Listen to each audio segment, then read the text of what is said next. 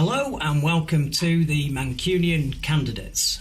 It's a show that's been running for a long time on Fab Radio International. We've been on Fab Radio International on various radio stations across America. We've been doing it for like nearly 9 years. And finally, we've made the leap to doing a full live broadcast like this. We need your support. We're going to be looking at Anglo-American politics, a very straight, brusque, British Northern perspective, and we're going to deal with everything and say it exactly as we see it. And tonight is our 8-hour debut. It's a long show because we're covering possibly the most important election of our lifetimes. This election is beyond important tonight. It's an election that you'll be remembering in 10 years' time, 20 years' time. You'll be telling your kids, your grandkids about it. It was a pivotal moment in our history. And we're hoping that there's going to be some resolution to this, but it's going to be a very bumpy ride. I'm Mike Royce, and I'm joined, as always, by my co-host. And mine's Paul Ripley.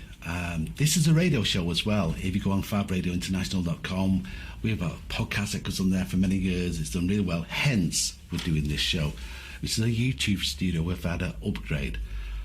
First of all, though, tonight we're going to talk about British politics. But before that, we have quite a few people around the world. We have, over in Ireland, Eddie. We're talking to Eddie. We have Tom in Alaska. We have Joe in New York. And who else? Raina in LA. Now, Joe in New York is going to be on the streets. He'll give us an absolute honest opinion on what's going on. Because this show is really about you as well. So we want your information. Come over to us. Tell us what you think. It's just email. It's Mancunian Candidates at fabradiointernational.com. It's a bit hard to do, I know, but just, Mancunian Candidates at fabradiointernational.com. And we'll get the messages straight through to here. We'll say we're completely open and honest. Wherever you email in, unless it's ridiculous, we'll talk about it and discuss it. But who will win, Trump or Biden? I'm not so sure. Oh, I'm sure. But let's go sure. Move on to what's going on. What's grinding you up at the moment, Mike? Well, in what particular way? The lockdown, UK, the lockdown. Oh, your friend, Mr. Corbyn.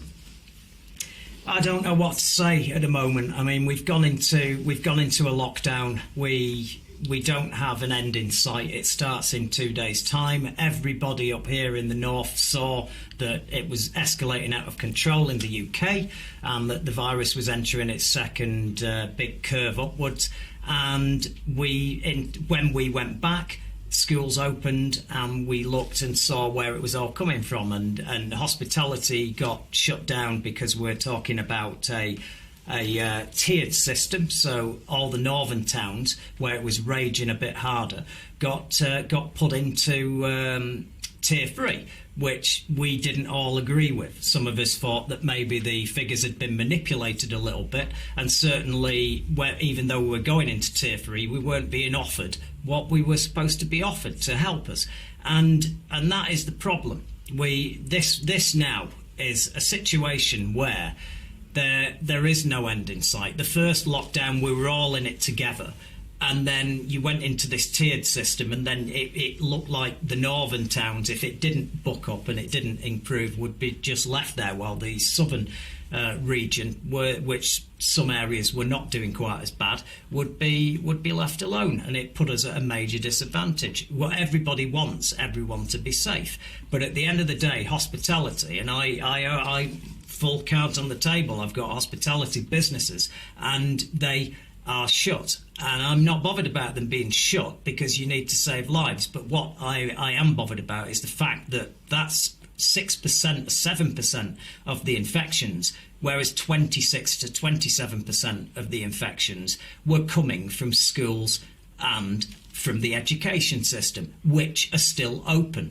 Now, the bars and the restaurants and that hospitality sector were absolutely on top of track and trace, not like normal shops, not like Primark and all these places where you just wander in and wander out. Even chemists you can wander in and wander out of. We, as a hospitality sector, were tracking and tracing people and trying to keep control of it. So the fact that they were closed down first into a tier 2, but everything's left open, is a problem. We've now got a national lockdown, but the schools are still open. And I believe that if you were going to do a lockdown, you need to do a lockdown and get it under control. I fail to see how, with schools and education system open, that we're going to get out of this mess. Hopefully we'll be talking to Eddie over in Ireland, and they've been in lockdown a bit longer than us, and I want to know how he's coping, how he's working with what's around him, really, because I'm lost with it. There is no doubt confusion, absolute confusion what's going on. Whether it's, you can go to, you can't visit your grandpa in the garden, and there's been that many rules. There's tiers, and then there's certain lockdowns, and I'm lost, and I'm sure everybody is lost with it all. And then we have the rise of what I consider right-wing conspiracies around it. Now, some of it is right-wing, some of it's just madness, and it's really, I mean, you've heard it before. First of all, it started with 5G. Yeah, And now it's turned into, like government control of us, and we want cashless society. Yeah. Now, the thing is, I dread a cashless society. And so, do they really want to go down that road? Or do we get caught in that conspiracy where we just, because there's people on, I mean, a good friend of mine, she's called Dawn, she's in Tameside right now, and she's most like socially conscious person I know, and she's getting upset by some of the posts by plenty of people online, and she's trying to be rational with them. The whole social media's gone crazy with it all. And how you couldn't tell them where to go, which is... Well, you can't tell them where to go, but everybody's got a point of opinion, everybody's worried. Yeah, some people don't deserve an opinion, they're just too stupid.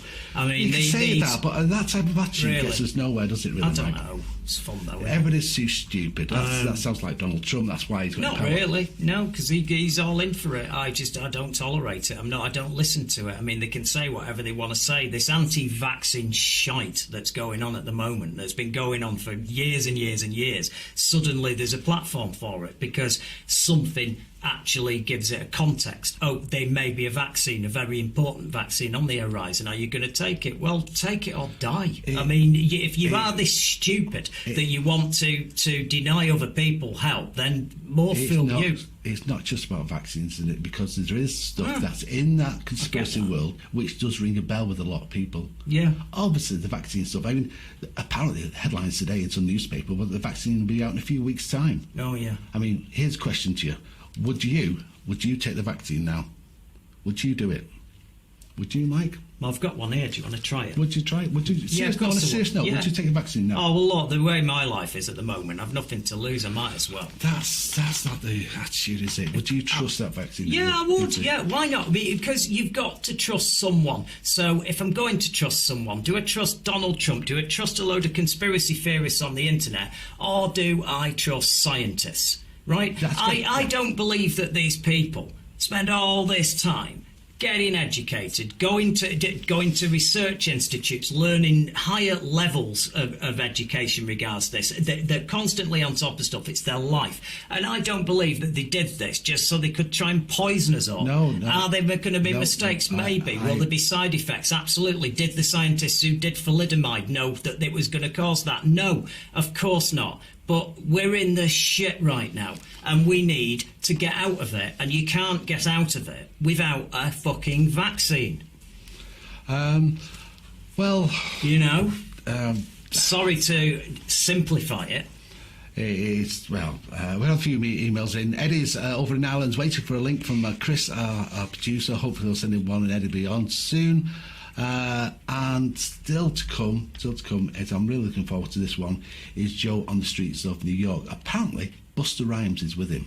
Absolutely. And I see Busta, but I've not met him, but it's nice that he may be on the show tonight. That's very good. I thought you might, Oh no, I don't know him. No, I don't mix in such circles. There is a point though, and I'm not really going down the road of like jumping on people on conspiracy stuff because calling them crazy and mad, because it's wrong. It's wrong. Everybody's got a point of view. Debate them, talk about sensible stuff, but just don't go. So you're mad. You're mad. Lock them up. That accuses. Lock them up.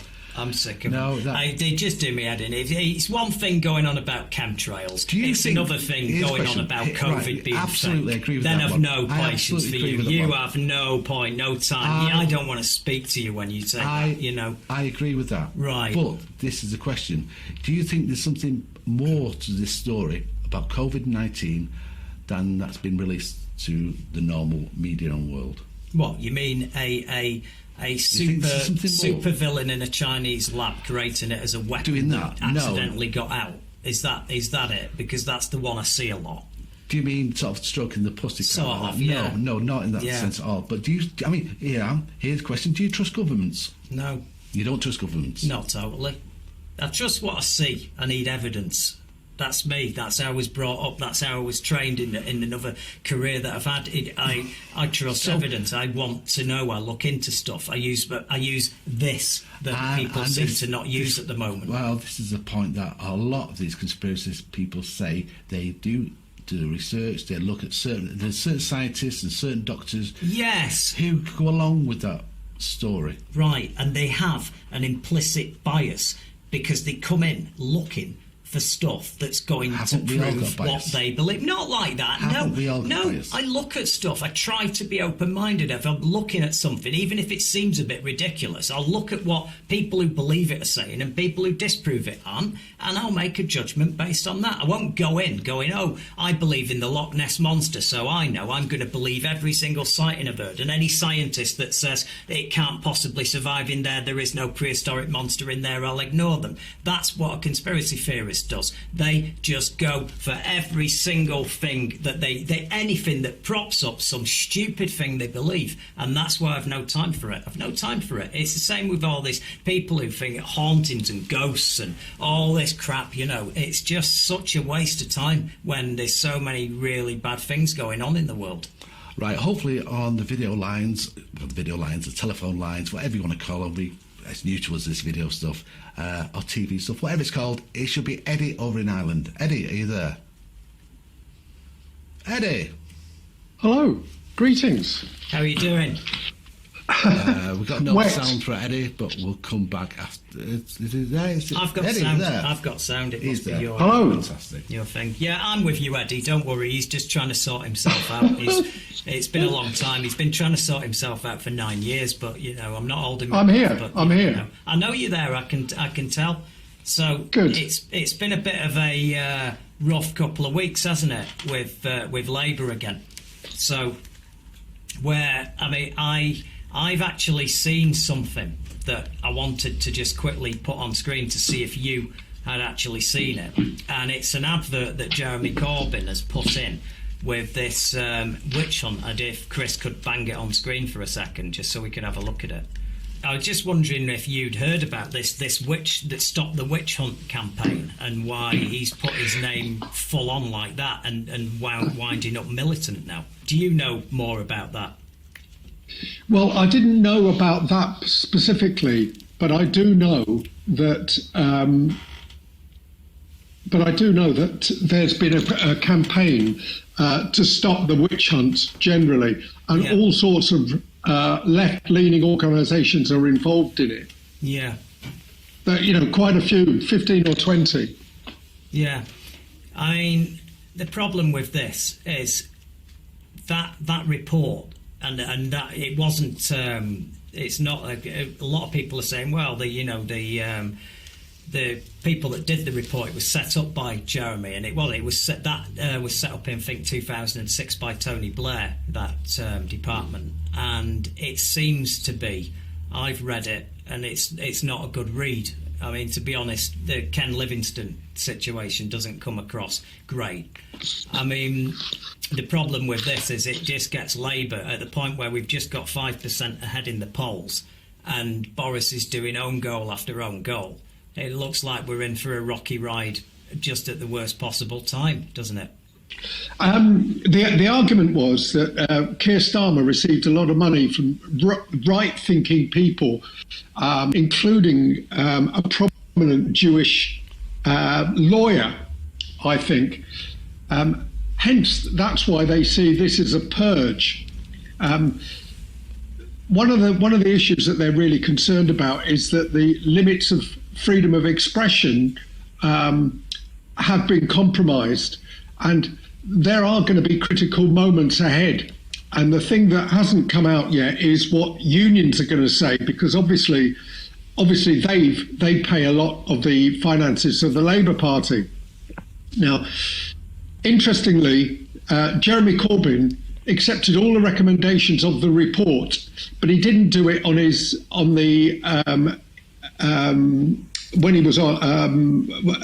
was interviewed. He did it on his Facebook page. But he did do it on his Facebook page. Keir Starmer, when he's being challenged about why he has stopped him being a member of the Labour Party, hasn't been able to say what rule he's actually broken. Because obviously, if you should have broken a rule to be suspended, and he hasn't been able to say that. So we're just waiting for things to happen. There's been meetings online tonight looking at the situation and saying that everybody in the Labour Party needs to challenge racism within the party. None of it is acceptable, and what they're saying is one of the major people who's challenged racism is Jeremy Corbyn, and he ought to be on board to challenge it all. Can I just jump in there, Eddie? Do you think his involvement with the Palestinians has had an influence on how he's reacted to some of the accusations against him? This is a really big issue. Now, Jeremy Corbyn has supported the Palestinian organisations and the Palestinian state for a long while. Yes. And has that had an and effect? that hasn't come out yet, because a lot of people don't like Jeremy Corbyn because they presume that because supporting Palestine and saying what the Jewish state have been doing at some instances has been wrong, have been international crimes, well, that he is anti-Semitic. That's him personally. But what was found in the report was that there was a lot of anti-Semitism within the Labour Party, not necessarily him, and it was his management of it that was at fault, not necessarily him being anti-Semitic. You see, the problem is I've had conversations with him and he's been anti-Semitic. He may not have realised he was being anti-Semitic. He may have thought that his views are reasonable, but they come across to me that he cannot seem to differentiate the Jewish right-wing government and the terrible things that they do to the Palestinian people from the general Jewish population. And when he's very, very, very angry. This is the impression I'm talking where it was 15, 17 years ago. He seems very angry with the Israeli government. And I don't blame him, because it's an appalling government. And I don't think it's anti-Semitic in any way to criticise the Israeli government. I think that it is anti-Semitic to criticise and have a problem with the Israeli people. And I found that he has trouble putting a barrier between those two. That's just my impression from just conversations that I had a long time ago with him. This is way before he became Labour leader. I had no idea he ever would do. And I think it's a real shame that he didn't just say nothing like Angela Rayner asked him to do. Angela Rayner, the deputy leader, asked him, please, Jeremy, don't go against the leader's position on this and just say, we upset the report. And he didn't. He said that it was overblown. And I don't know what you're supposed to do when you're leader, when somebody then says, well, it wasn't as bad as it was made out to be. But he did say that on his Facebook page. Well, he's actually accepted the report. That's no good, Eddie, because he made a press statement that was completely at odds with the leadership of the Labour Party. And it's Well, no surprise the that thing he's is- been suspended because of that. Sure. Whether it's right or wrong, I personally think it's causing too much trouble. But I had a final question to you, though, Eddie, regarding the Labour Party. This split, and there's a clear split, when will the party come together and actually challenge this government? How long do you think it'll take? And what will happen? Will it turn into a more of a right-wingish type Labour Party, or will it go back to Corbyn days? What's your view? What do you think? That's what's happening at the moment. There is a split, and there's a lot of people who want to take it to the right, as you know. There's a lot of people who want to maintain the left approach that Jeremy Corbyn brought to it. And I think what's going to be instrumental in all this is what the unions say, because most of them, I would think, are going to come out in favour of what Jeremy Corbyn said. they probably will, but I mean, you've got to see, and I'm not saying winning is all that matters, because I do not believe that, but we are 5% ahead in the polls this week for the first time in a long, long time. We've just lost 4 elections on the bounce. We've just lost 2 elections under Jeremy. If that approach was right, I'm not saying you go all the way to the right, but there needs to be some mid-ground where some of these principles are kept and there is a more acceptable public face that people are willing to vote for and trust with running this country, especially right now. That's just where I am on it. There's at least 15 people within the Labour Party, and significant people as well, MPs, who have been allegedly anti-Semitic in the past, and some quite senior ones as well. And I think they're going to be brought to book as well. So this has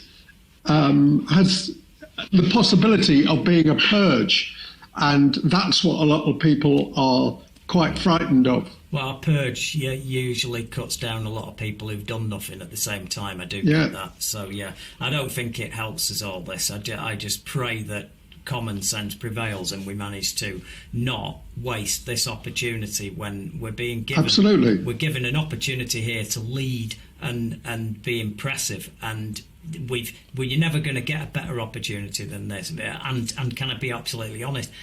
It's such a shame we've got such a long time to the next election, because I don't trust their handling of this virus at all in any way. And Labour, well, there's so much to oppose at the moment that we should be opposing it. Correct, and that's it. Instead of this stuff, it's exhausting to me. I'm sure it is to you.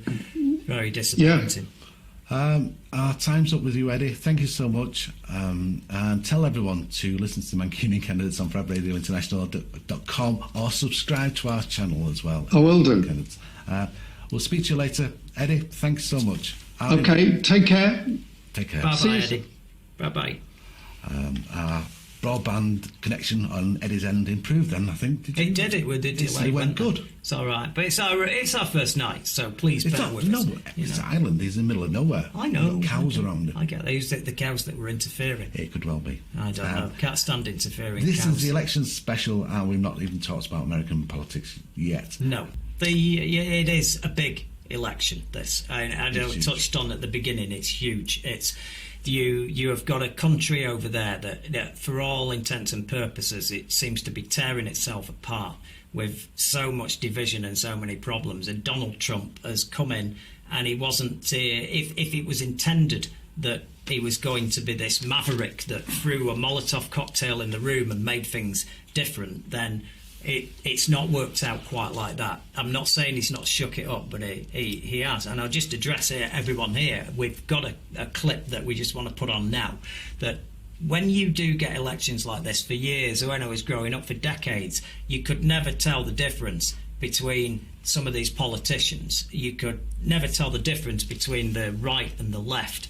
And it was often you were choosing which liar you like the best, and there's never much between them, and you'll hear people going disillusioned, going, well, it doesn't matter who you vote for, they're all the same. And I think Donald Trump has shown us that that is not the case on this occasion. There has never been a more important vote since the last election, because of the dramatic effect it's had on America, whether you think good or bad. It's been disruptive, and it's caused an awful lot of problems. So I just want to show a clip, and just before what we're about to show you, I'm just saying what this election is about. This is what I think, what we think this election is about today. It's not about politics as much as you might imagine. The right and the left, sure, the Biden and Trump have massively different economic policies, social policies, doctrines, all sorts of things, from birth control to, freedom of movement, immigration, the whole lot. But the most important thing comes from who the person is, and who the person is at the head of the United States, who's the most powerful job in the world, and the tone that they're setting for decency and what it's like to be a human being as a role model. And what you're about to see is the response to a disabled reporter from Donald Trump, and then the follow-up, just so you can pay attention when it's on, is what went down when Joe Biden went to see the father of Mr. Hickson, who was he worked at school, and he was I think, PE teacher, and there was this mass shooting, as we get. And on this show, if you're going to carry on watching this show, you're going to hear me going on and banging on about guns, and going on about why it's so stupid and why it's guns, and you need to get it under control over there. That and healthcare in America have been something to go on about. But this, he goes to see the family of the guy, because he jumped in front of the bullets and he saved the lives of some of these children, and he obviously left a wife, and he left a young child, and the child is disabled, and the child was only little, and young, and Joe didn't notice him, and then suddenly the child gets his attention. This is a guy surrounded by Secret Service people, and his response. Shall we just play the clip? It's important to see it. Yeah. Written by a nice reporter. Now the poor guy, you got to see this guy. Oh, I don't know what I said. I don't remember. Who are the parents? Yeah. I'm the wife. I'm Kris Hickson's wife. God love you. I wanted to. Okay. This is Chris's son. I'm his son. Well, how are you? Good. Thank you for hugging me. You okay? You okay? You'll be okay. We're gonna be okay. We're gonna be okay. I promise. Okay, I promise. So It says a lot. Certain. Who do you want? Who do you want as a decent human being? It doesn't matter policies. Yeah. That's it. He just gives him a hug and tells him it's all going to be all right. But there was no time to stage that. He didn't go to photo opportunity or whatever, like Trump will spend an hour just going to some hospital for someone who he doesn't even care about and do a photo op next to somebody. And that was it. That was the real deal. That they're two very different people who you're voting for today in America. And if you are listening to this, I hope you voted. It looks like being the biggest voter turnout in history. Right, we've got another call. This is Nick over in Lancashire. Hopefully the broadband is a bit better in Lancashire. It could be Burnley, it could be worse. Who knows? Hopefully on the phones should be Nick. Nick, are you there? Yes. And you are loud. Are you? Hello? Oh, good. Oh, no, you're right. Hello. Fantastic. Loud and proud. Loud and proud, and there's no delay. Well, it's from Burnley. It's from Burnley. There's a slightly better connection perhaps in Burnley than in Ireland. How do you see what's going on in the States right now, Nick? Well, I think what a lot of people are forgetting is that Trump didn't come out of nothing. You posted something up on your Twitter feed today, which I thought was really interesting, which says since 1990, billionaire wealth has increased by 1,130%, whilst everybody else's wealth has gone up by 5% in that time. Yeah. So you got 3 billionaires now who own as much money as the bottom 50% of the whole population of the US. So, people aren't going to sort of stand for that for so long. So Trump, to me, was a fuck you. It was an alternative. It was, we can't do any worse than what it is now. But it's not turned out that way, obviously. No, he was supposed to increase their wealth even more. Yeah, he was supposed to drain the swamp, and all he did was he came in and he drained the swamp and then filled it with even bigger swamp monsters. I mean, the people that he put in were all heads of massive companies. Tillerson, head of, was it ExxonMobil? I mean, there isn't a bigger swamp monster in the world than that guy.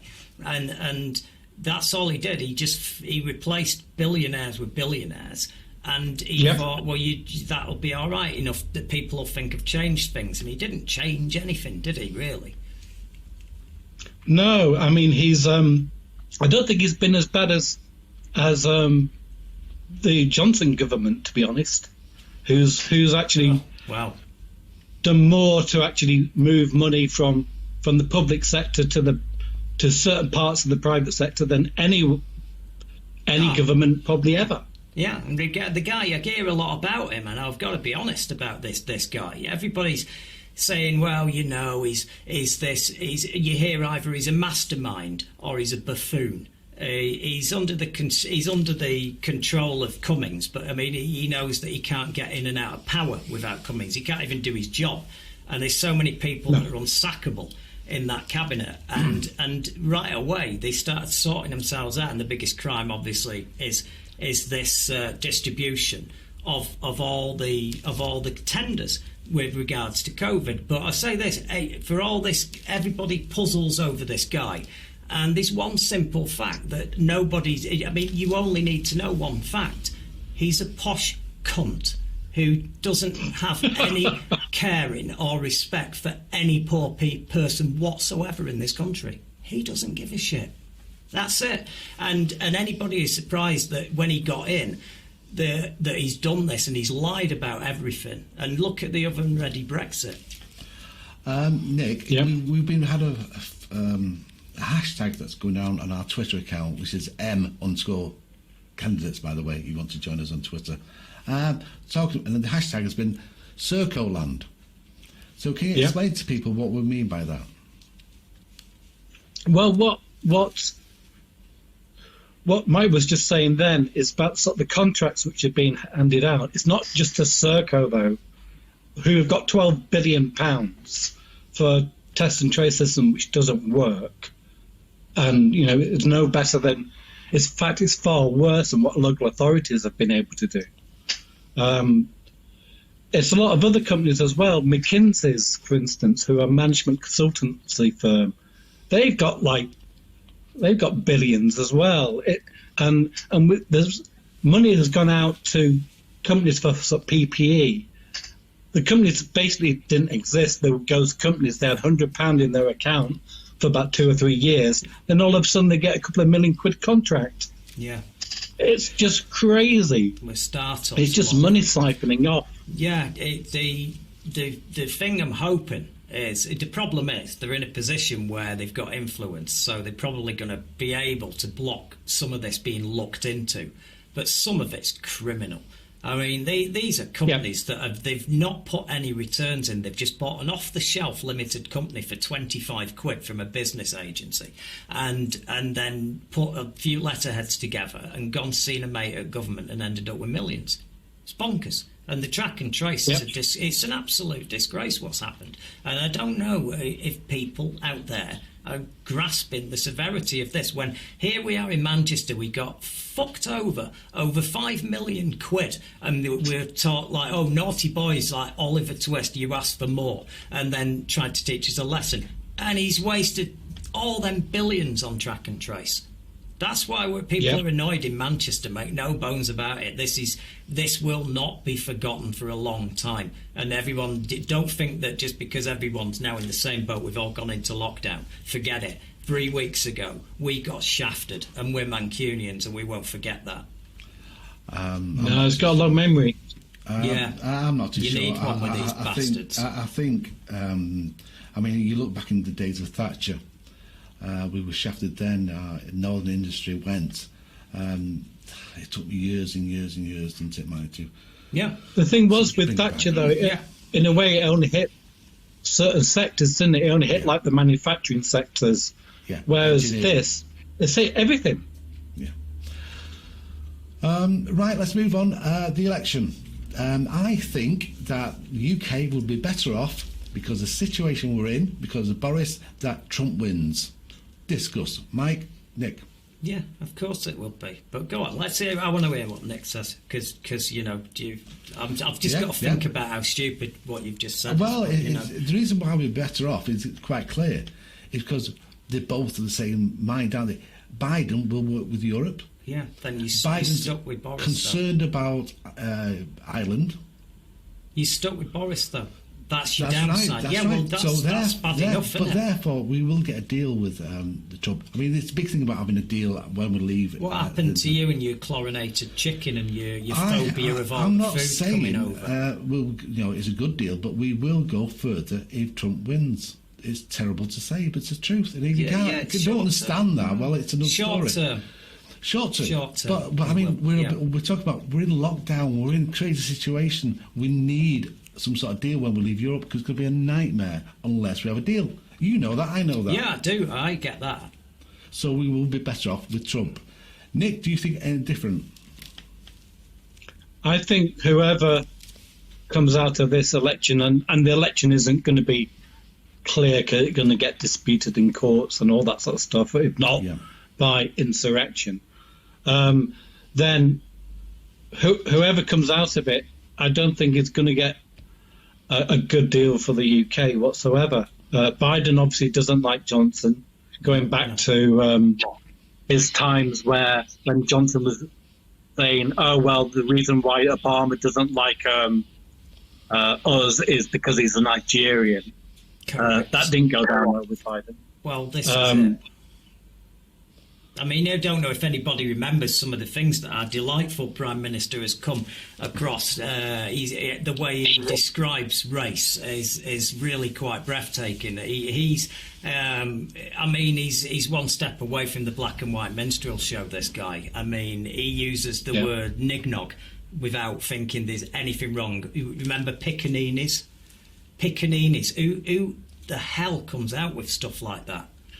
But it's still an answer to the question, really, Nick. Who do you think we would be better off with? Well, I mean, obviously you have to have a personal relationship to get a deal through, and all the sort of the minions underneath who are doing all the real work will do sort of stuff, but it's got to go up to the boss in the end, and he's going to go like, I don't like that, and it can throw it back years and years. I mean, normally a trade deal takes between 7 and 17 years to actually negotiate something properly. So if we do get one very quickly, which is, say, if it's with Trump or with Biden, then it will be completely on their terms. It won't be something which benefits us. And I'm just going to say this, that you were right, what you said, Paul, to a degree. But here's the problem. Here's the big, massive problem. Biden, wants us back in Europe.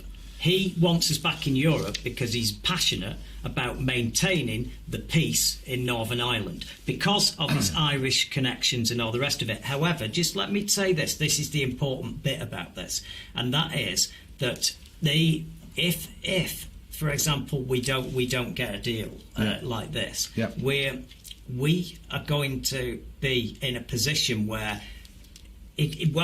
we're heading into no deal.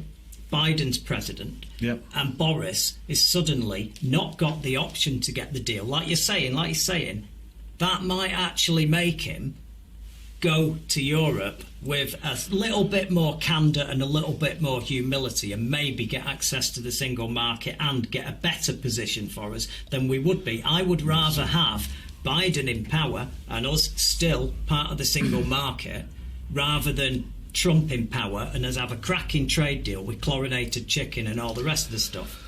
Well, we've got to go now. We've got our video to show. Join us. Well, stay with us all the way through. If you Bang that subscribe button, and there's a bell as well, and then you'll find out. What's that about? A bell? A bell. It notifies you when a new video comes up, doesn't it? Oh, I don't know. So you can't act like you're 100 years old on here. No, I don't know. Right. Well, you know now, I don't think you? you're Mr. Tech. I'm not Mr. Tech. Right. I know what a bell is, though. I know what a bell end is as well. So do I. We'll be back in 15 minutes' time where we're going over to New York. No, we're going to Alaska, first of all, with Tom Anderson, a Republican in Alaska. Looking forward to talking. And he's going to have a nice reasoned view of Trump's chances of re-election. Certainly is. And don't forget, we called this election before all the mainstream media on our radio show 4 years ago. Yep. Hopefully we'll do the same tonight. It will be later on. I'm thinking, and I'll just, before we show the video, if Donald doesn't win Florida, it's over for him, isn't it? Yes, absolutely it is. End of story. We'll go into more detail on this later, Yeah. but there are some key ones, and that is a biggie. Yep. He's got the uphill struggle as the incumbent as well. So it's time. Are we ready to go? We're ready to go. We'll see you soon.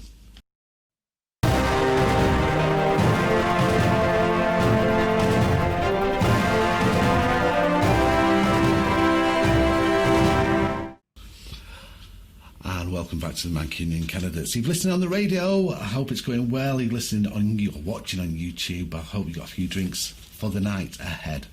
Joining us in this hour will be Tom Anderson in Alaska, and also Joe in Queens. I've got loads of questions for Tom, but so have you. I've got loads, mate. I'm dying to get through them. Who will win this election? Hopefully we will give you the result before anybody else. We've done it in the past. Hopefully we'll do it again. Well, here's the interesting thing. Technically, they've already won. Who? Whoever's won has already won because of the amount of the mail-in and the amount of the votes already cast. By now, it's already been decided. It's like a mystery box, isn't it? It certainly is. Hopefully, if we press the right buttons, our man on the desk, who's an amazing director, by the way, we should have Tom Anderson live on the show. Tom, you there? Hi, guys. Hi. Hi, Tom. How are you doing? Good. Explain to people who you are. I see a delay on my screen, so I hope you can hear me. There's a slight delay, but you are in Alaska and we're in Manchester, UK, so I think that's not too bad.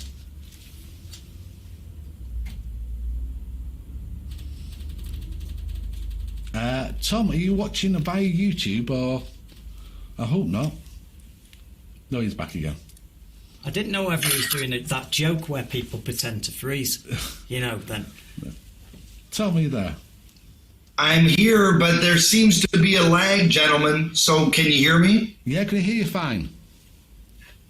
I can hear you. Can I just say, Tom, I just want to say to you, congratulations to you and the Republican Party for mastering time travel and going back to the Salem witch trials and finding a judge and getting her to come back to modern day 21st century, getting Amy to then get a position on the Supreme Court and bring those old-fashioned values back to the United States.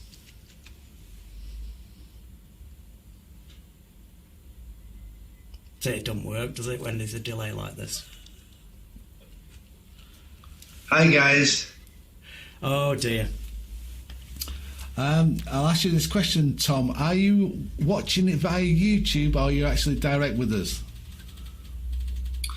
I'm watching it direct. Well, don't through watch the it. link. Oh, okay. That was sent. Got you. Fantastic. I don't know if you got that statement by Mike.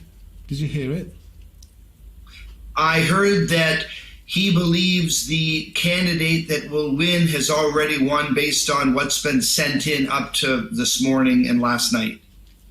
That was one of the statements. The other statement, do you want to repeat it, Mike? Yeah, I just said I wanted to congratulate you and the Republican Party on mastering time travel and going back to the Salem witch trials and bringing back a judge to sit on the Supreme Court to bring those old-fashioned values back to 21st century USA. Amy Coney Barrett is a brilliant jurist. She's a person of Christian faith that the majority of Americans are. She has adopted African-American children. Her jurisprudence, her resume, her fairness, her ability to answer in the Senate hearings, I think were remarkable. I think she'll be a fine Supreme Court justice. You and I can just disagree. She didn't answer the questions. She didn't answer her questions that were put to her over Roe v. Wade or Obamacare. And also, it's worrying that she is another member of that team that got the recount blocked for Al Gore. It's quite worrying. Well, I think that she will fit in, especially as a female and someone that has a long history of jurisprudence and life experiences. And she seems to be the notion that someone that comes to the bench faith-based and with certain ideals can't be open-minded, I think is short-sighted, my friend. And I think that ultimately time will tell. I can't prove it until we see how she rules and reacts to future cases. But I think you'll be pleasantly surprised. I will reserve judgment, but I am a person that does believe in a woman's right to choose, always have done, and it worries me as it worries a lot of people, and she hasn't made that position clear yet. So that's my problem with that. But the rest of it, yeah, tonight it's a big night. Do you think it's in the bag for Trump? No, I think it's going to be very close, and there are, I'm sure you followed it as well, there are 8 states, from North Carolina to Ohio and Minnesota, where I went to law school, Arizona, where I went to school, and we have clients, my day job as a political consultant and PR firm owner, Pennsylvania, Wisconsin. I think Trump takes Florida. I think Trump will take Pennsylvania ultimately, with Arizona and the astronaut Kelly running against Martha McSally. How sad for McSally. Sinema, then conceivably Kelly, takes her out. And I think she's a commendable, moderate Republican. I know her, and I know you gentlemen probably don't, but you would like her. I do know her, but I didn't impress me. The whole impeachment stuff didn't impress me because of her stances on some of these issues where decency didn't seem to matter. It's about, well, we've got the power to do certain things and we'll do it. I mean, there's a few of them. I mean, tonight I really do want Lindsey Graham to lose his seat tonight. I think he's a hypocrite. I can't stand the man at the moment. Really can't. Yeah, and I love him. I'm the opposite. I think he's probably the best U.S. Senator of the 100, and it would be a tragedy if he lost. And I think he's represented his state and the nation, and second, third level, to the fourth degree. Not the priority for me, but to the on the periphery. It's the defense of Republican ideals, which I am a Republican, and the fact that he was able to profoundly exercise, and I think diplomatically, his chairmanship over the U.S. Senate Judiciary Committee. You have to give him props for going through the expeditious process of Amy Coney Barrett. And even if that's not your team and your choice, you have to give him credit. No, I don't. He did that about as smoothly as ever in history. No, he did. Yeah, he did. And he's also a liar. And he can't be trusted because you've seen the statements that he made when he passed over Merrick Garland, and he was very clear on that. And he said, you can use my words against me. So, yes, I am doing it. He's a liar. You can't trust him. And at the end of the day, this whole thing about as long as someone gets results, it's okay. No, the character of a man matters. His word has to matter. And he said that it was inappropriate to install a justice in the year leading up to an election, and he's just gone and done it in a matter of days. And that might be impressive to some people, but I think that if the job was done right, his word now is meaningless. I'm looking at your flag. I could put it behind me, like you.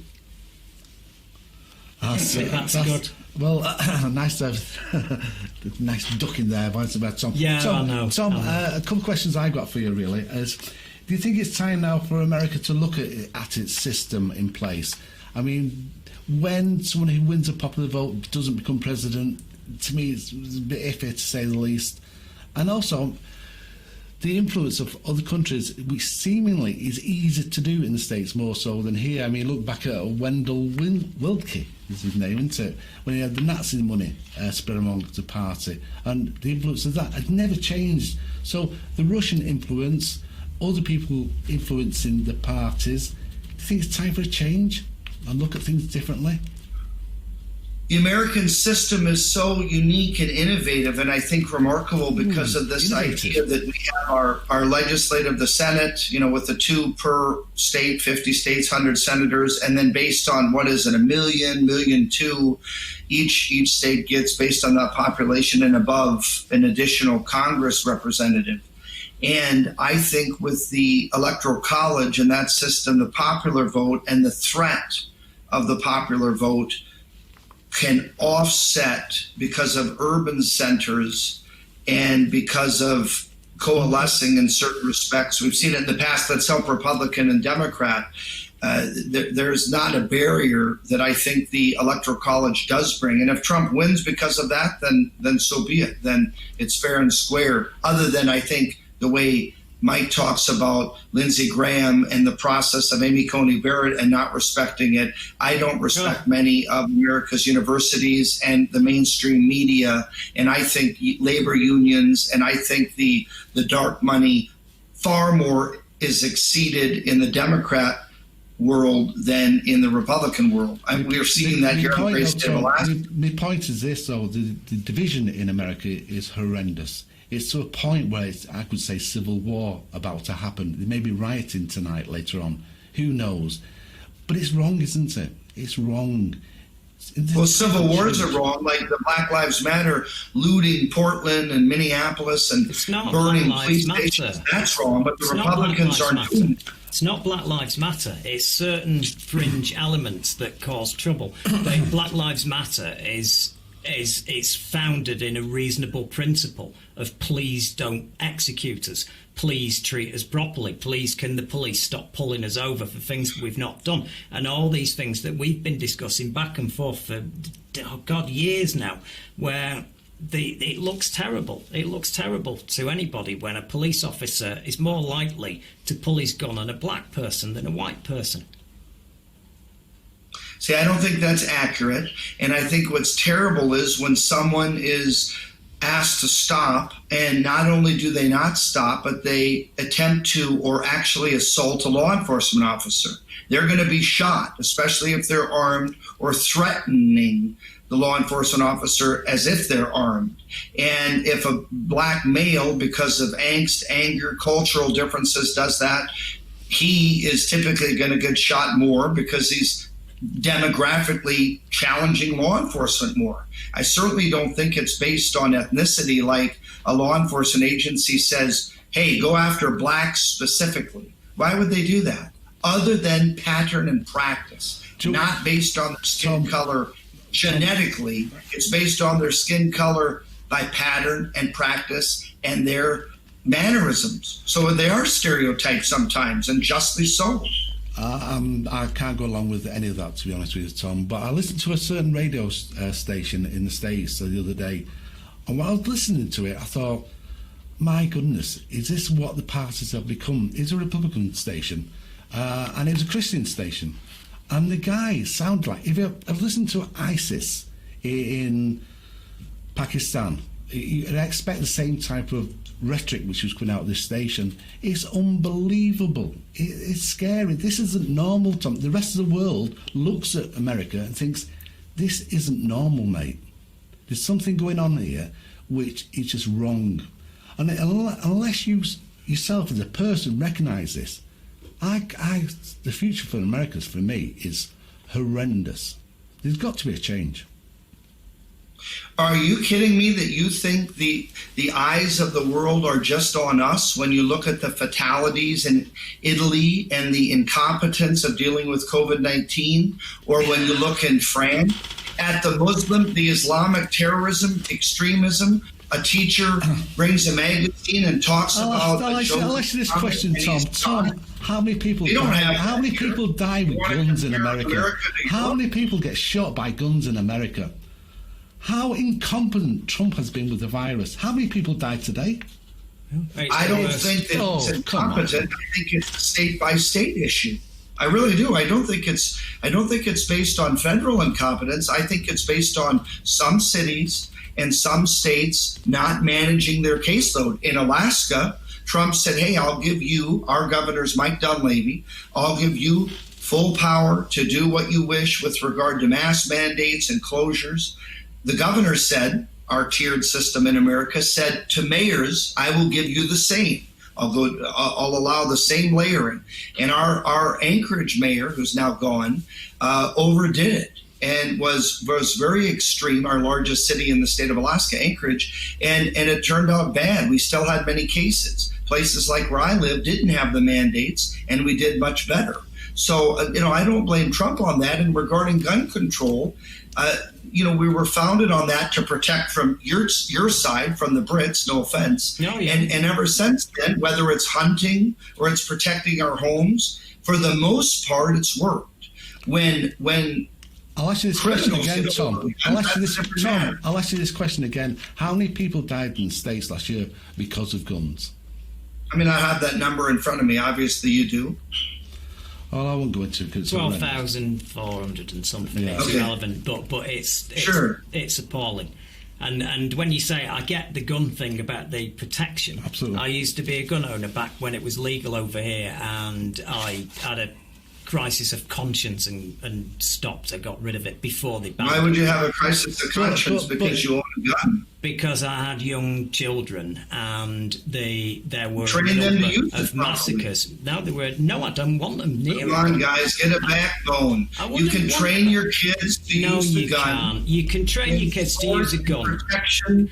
You can train your kids to use a gun, and then at some stage, something horrendous could happen, and No, people that's can lose. not true. You know how many kids get killed just in messing about with guns? thinking It they're is toys? rare that a kid plays with a gun. If you're basing it on that, I assumed you were basing it on the premise that having guns begets criminality with guns, No, it and there doesn't. can be more harm than good, and No, I can reject no, that. I no. certainly don't think you get rid of guns because kids might touch them. There are flashpoints in life. If you're in a bar and someone starts on you, a fight erupts or whatever, that person here, you just roll around the floor and someone would get black eyes, and maybe that's about it.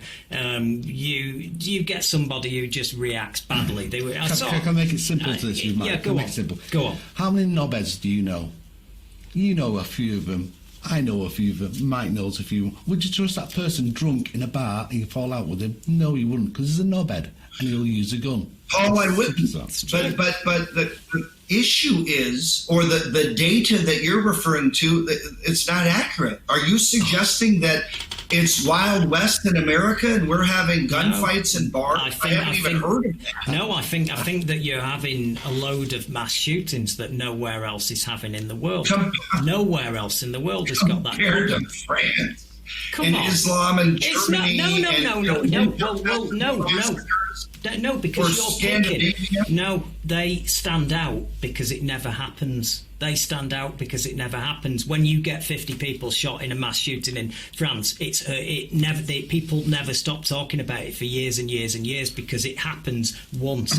It happens every couple of weeks in America. There's something horrendous. Yeah, well, in Alaska last year, and I know you're careful, it's all about hunting, 177 people died through guns last year in Alaska.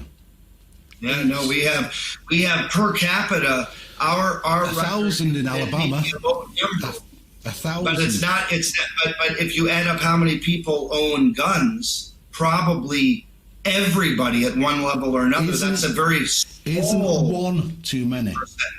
Isn't one too many? That's like saying someone drove too fast in a car, so get rid of vehicles. That's like saying someone hit their wife, so isn't one bottle of whiskey single malt too many? You know that's a slippery slope that I can come back at. Here's the thing, guys. Why do so many people want to, I mean, if this is a debate about America thriving or not, why do so many people want to move here? Paul and I talked about this the other day when we set up this interview.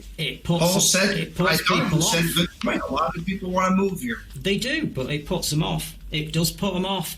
There's two reasons why I would love to live in America. I've got a place in America. Can I go back to that? How come so many people are moving to Canada? The same question, same thing. Yeah, God rest their soul with their medical and taxes. And oh my gosh, the guy, Justin Trudeau, who says we can't say mankind, we must say humankind to respect women. I respect women too, Justin, but yeah, that's good. Yeah, luck. well, Europeans can move to Canada and work with Mr. Trudeau. Yeah, but then again, he does do blackface really well. Yeah, this is true. So, who do you predict, my friends, will win tonight? Are you holding off that until you get some numbers? No, I'll tell you exactly who's won tonight. I've got a calculation, and I think it's 335 Electoral College votes for Joe Biden when it's finally counted.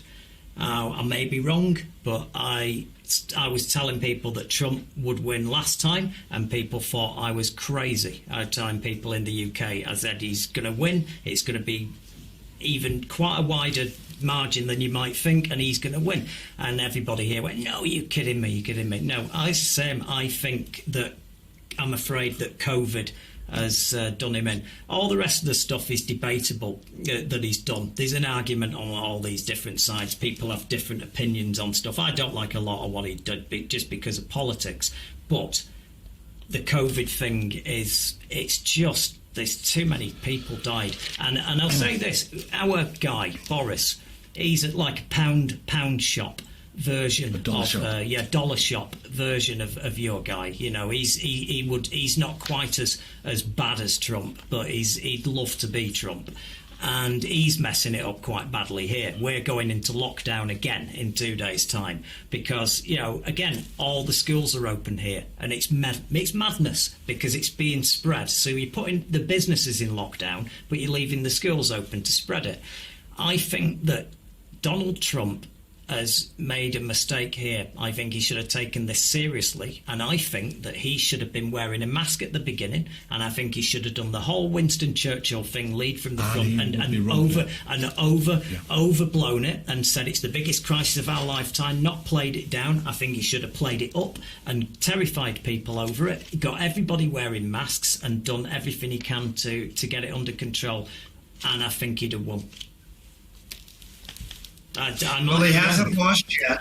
And if you add up everything Donald Trump has done, it's been a remarkable presidency. And I don't say that with bravado and partisanship. I say that based on what I believe are the facts, whether it be economy, whether it be untethering us from Europe and China, or getting debts repaid. We can disagree on the Paris Climate Accord or the Iranian deal where we're giving them billions of dollars. Some would argue that was their money already, but oh well. You look at the smaller things like the Jerusalem embassy move and some of the things he delivered on, attempting to get the wall. People come at him and say, well, you said Mexico will pay for 100% and you'll have it finished. He didn't, and it didn't, but he sure made a remarkable feat as far as how long of a wall he did build, if you consider how many antagonists he had throughout the way. And I hope, whether or not you agree with me that he has had some solid successes, I hope at minimum you will agree that he's always been on the defense since he was elected. From the day he said, hey, we've had a full inauguration, and the media said, no, you haven't. That's ridiculous. Well, and then it started. The pictures were there, weren't they? I mean, the pictures were there. I didn't make any. I assumed it would be packed because you had a reality president. And the Russian involvement. But Tom, we've got to go now. What do you think about current Tom, events? Tom, we've got to go. We can't wait to speak to you in a few hours' time when some of the election results may be coming in. We'll have stuff to discuss then. We'll have proper stuff to discuss then. We'll see you in a couple of hours' time. And that was, he didn't say goodbye, but anyway, I think we got cut off before that. Right, where are we up to now? Due any moment is a complete opposite view of what's going on. It's Joe from the Queens. So hopefully Joe is live on the streets of New York City. Joe, are you there? And it's live on streets of... Hey, guys. Hey, guys. I can hardly hear you. I'm reporting live from the streets in the Bronx in front of a McDonald's. We've got a truck set up and Enjoy to the polls. Brilliant. I can hardly hear what you guys have to say. Push your earbud in harder. Turn it up. This is a problem tonight. This is a problem tonight on communication. I know. First night jitters we've got here. Tech issues. Whereabouts are you? Joe, whereabouts are you? I am in the Bronx on 149th and Morris Ave. What's the feeling? What's the feeling on the street? Yeah. How's it going? It's going well. We've been hitting up poll sites across the South Bronx and Harlem all day, and bringing joy to the polls with music. We've had Funkmaster Flex performances with Busta Rhymes, and J.I., the Prince of New York, have been performing for people waiting online to vote. We've seen a lot of positivity uptown here. People seem to have gotten their votes in early. There wasn't a lot of long lines up here today, so that was good. Yeah. So 100 million people voted by the time we came on air. That's heading to be the biggest turnout for the vote since 1901, I believe. That seems to be what's going on here. You know, basically everybody here in New York has voted. Everybody I know. There's been people pushing us to all vote that in the past would have remained silent on these issues. Overall, we're seeing, a lot of positivity regarding the election today. Fantastic. Has there been many Republicans on the street?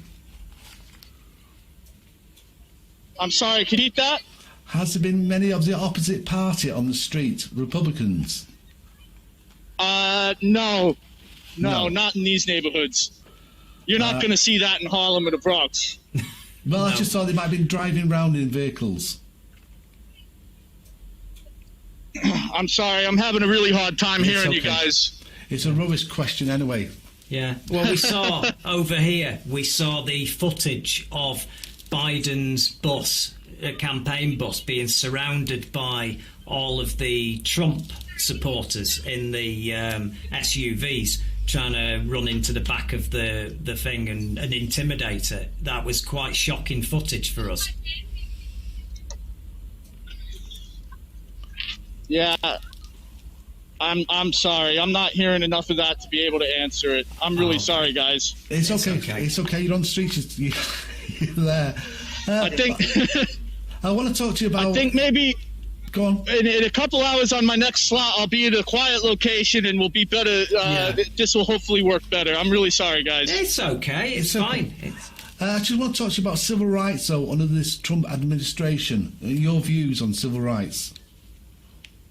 Well, I mean, we've watched our civil rights be stripped away from us over the past 4 years, and we're hoping that today's results are going to bring changes to that.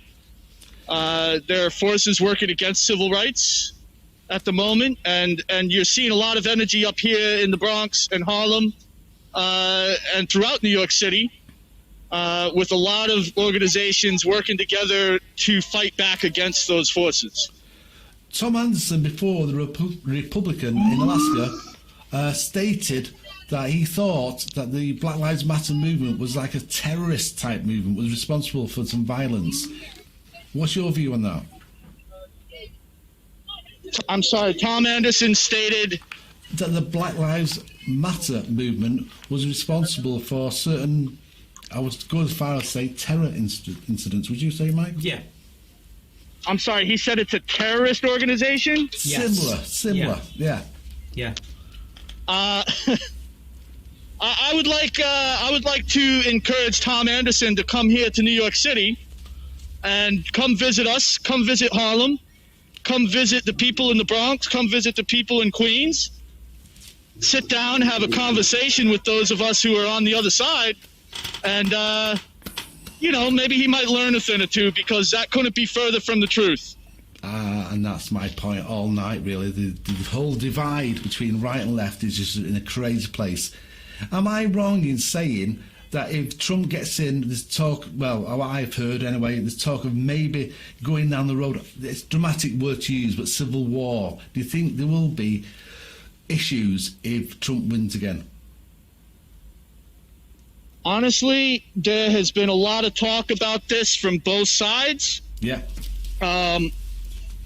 The fact of the matter is, the people who are supporting Trump are the same people who have large arsenals, who have trained militias, who have infiltrated our law enforcement agencies nationwide, who have infiltrated our armed services, and who are better equipped, better prepared, and also have been planning such activities for decades. The white supremacist movement has created the situation that we find ourselves in today. And if Biden is put into office and the Democrats take control, I would feel that would be a higher probability of triggering a civil war than for Trump to remain in office, because we're not equipped on the left. We're not, no. and we're not violent. No, we're not trying to. We don't have guns. We don't have a plan to violently overthrow the government. Trump supporters do. It's well documented. It's been going on for decades. The Republican Party has not only facilitated, but perpetuated that plan.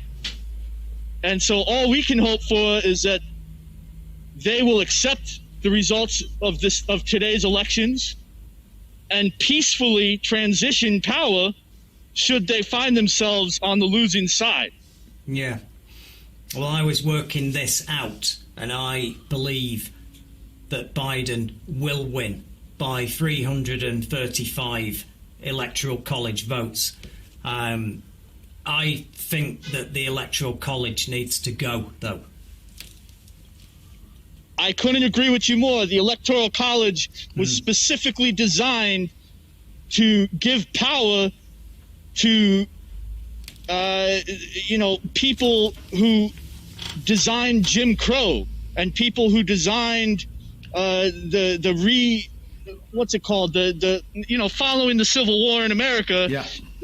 They had to make those Southern politicians and districts happy, and that's why they created the Electoral College. And it makes my vote here in New York City basically a fraction of the power that's held in the hands of a voter in a place like Alaska or Alabama or many of the other states which have much lower populations and take advantage of the Electoral College system in order to get their desires met.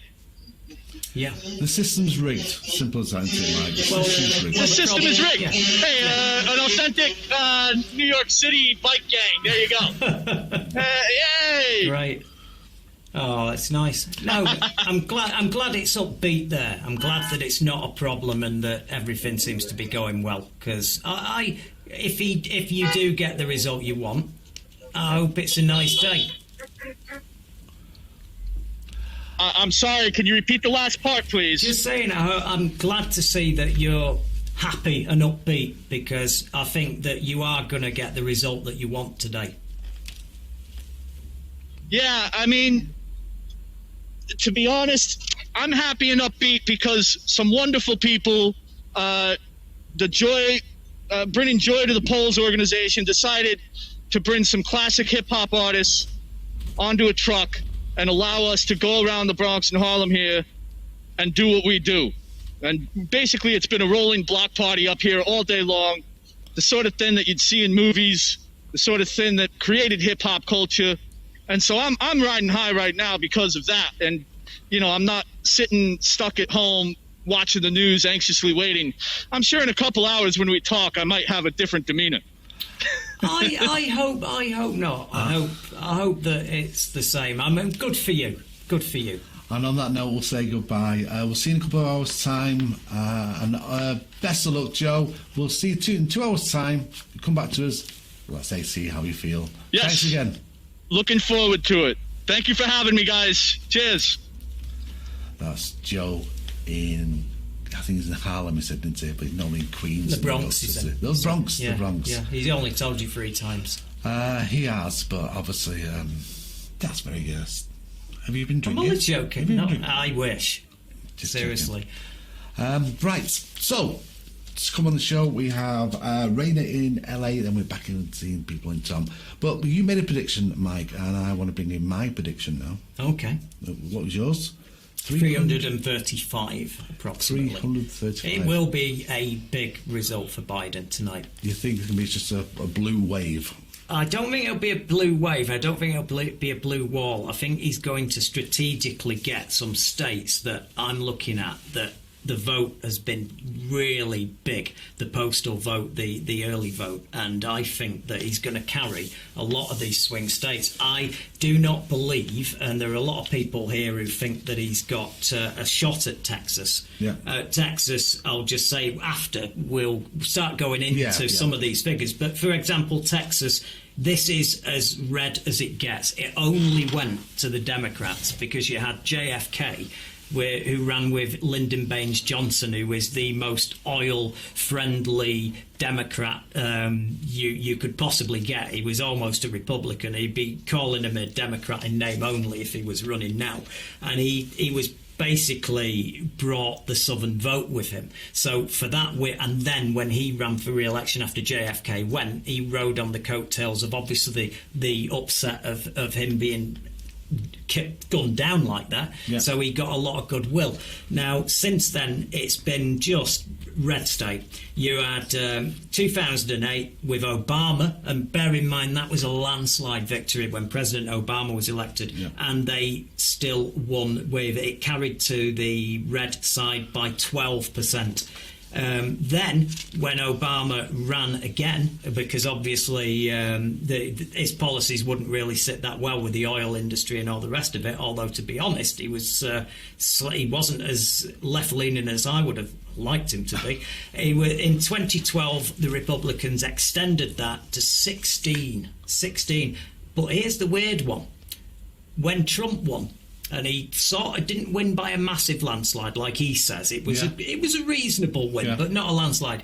It went down to 9% in 2016. So some people are saying with this swing nationally of around 10%, 11%, that it might just clip Texas. I'm going to say now, if the Democrats get Texas, this is going to be a bloodbath like you've never seen before. There will be you're going to see red states turn blue that you couldn't have possibly imagined. I will say if Texas goes, pretty much all the 9 key states are going to go. Florida, for example, is only hanging in there by 1%. Trump got in 1%. He won Florida by. You've got North Carolina 4%. You've got Trump won Arizona by 4%. 1%. I nearly said Transylvania. Then that's a bit of a mistake. That's your word. And Wisconsin, Minnesota. The Democrats only kept that by 2. These are swing states. Well, there is a Texas is the big one. These are just polls that come out and ideal thoughts. It's just a snapshot. But you can be wrong. Silent, they talk about the silent majority. Yeah, we've got them here. We've got them here. And people who are embarrassed to say it, to say, but voting for Trump. Listen. We've got them here. It's funny, isn't it? How the Tories managed to get in. The Tories managed to get all these northern towns. Which, by the way, if you did vote, I'm just to say to anybody out there, if you did vote Tory in the last election and you live up north, well, kind of shafted you on Brexit, and then he went and shoved a rod up your ass a few weeks ago when it came to the lockdown. So, there you go. That's what you get for voting for Boris defival Johnson. Now, there aren't many defivals. Let's move on. There aren't many defivals in the comprehensive school system, are they? Do you know what I mean? And I'm just saying that they won by a sizable majority. They've got an 80-odd seat majority in the Commons, and yet when you're speaking to anybody now, it's like, who voted for Boris Johnson? And everyone's like, no one seemed to vote for him. No one voted for him. However, it's an election tomorrow. More than likely the Tories get in. So the thing about Labour are 5% ahead in the polls. It'll be a Starmer, Parliament. Starmer is 5% ahead. No, Starmer Labour. check the facts out. You're wrong. Starmer No, is, you're wrong. You're totally wrong. There was a Murray poll 2 days ago, and Labour as a party are 5% ahead. Hey, that doesn't mean they'll win a majority. It just means you'll get a hung Parliament. But it's a damn sight better than it has been. Other polls show different results. Oh, well, it's the first poll that's shown Labour winning. Well, so crucify me for mentioning that one. We're talking about Trump at the moment. Trump and I know. They're bloody linked, aren't they? Let's face it. Ideologically, dogma-wise, you're linked with them. And that's why I say the biggest thing for us here is that if Trump is out and you've got Biden in, Boris is going to look slightly more ridiculous as Prime Minister, and maybe that'll help people decide that they don't want him. We've got a minute to go before we go take a short break and play our video content. But my thoughts are going to be a lot closer than that. I think Biden will win just by 10, maybe by 10, 280, maybe 290, and afterwards, I worry stiff that it's only Trump does this game he plays where 2 o'clock, UK time, he declares himself a winner. He declares himself a winner. He's already said he would. He's already said he would. So he's going to declare himself a winner before all the results are in and before it's counted. Then we are looking at a world which is a nightmare, and then I can see something happening in the States which you don't want to see. I don't believe it's going to be that close. These polls are too strong. I accept. Well, you've got to remember, Hillary went into this, and Hillary won the popular vote last time by 3 million. And it was close. There was a percentage point between the two because of Comey's October surprise. This is 10% nationally. We'll be back in about 15 minutes' time. I hope you're having a drink. You need one. Get one. Yeah, well, get some Red Bulls get as some well. Results in, and we'll keep you informed the way through. We'll see you soon.